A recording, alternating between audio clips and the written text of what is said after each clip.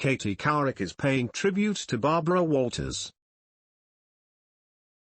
Barbara Walters was the OG of female broadcasters. The former Today Show host, 65, posted on Instagram following the pioneering reporter's death on Friday at age 93.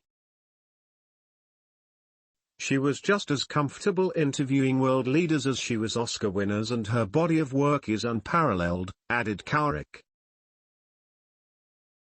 Noting that she was a lucky recipient of her kindness and encouragement, Couric continued, "When I landed a big, impromptu interview with President Bush, she wrote me a note that I still have framed in my office. Dear Katie, you were terrific with Mrs. Bush, you knew far more than she did, and nabbing the president was a real coup. You are so darn good. Bravo. Barbara." As I wrote in my book, she liked to say we were similar, that neither of us was particularly glamorous, she concluded. I never quite knew how to take that. But the fact that Barbara saw some of her on me was nothing but a compliment. Thank you for everything, Barbara. #RIP. She lived her life with no regrets, Berger's statement continued about Walters. She was a trailblazer not only for female journalists, but for all women. Walt Disney CEO Bob Iger tweeted that the pioneering journalist and television personality was a one-of-a-kind reporter. Barbara was a true legend, a pioneer, not just for women in journalism but journalism itself, Iger continued, also noting that his colleague and friend of 30 years had landed some of the most important interviews of our time.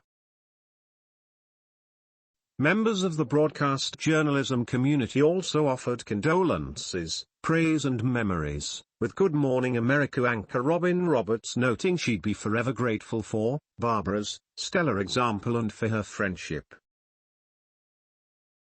Former longtime CBS Evening News anchor Dan Rather tweeted, "The world of journalism has lost a pillar of professionalism, courage, and integrity." Barbara Walters was a trailblazer and a true pro. She outworked, outthought, and outhustled her competitors. She left the world the better for it. She will be deeply missed. R.I.P. Oprah Winfrey said that she was grateful Walters had been such a powerful and gracious role model. Without Barbara Walters there wouldn't have been me, nor any other woman you see on evening, morning, and daily news, added Winfrey. She was indeed a trailblazer. I did my very first television audition with her in mind the whole time. Grateful to have known her.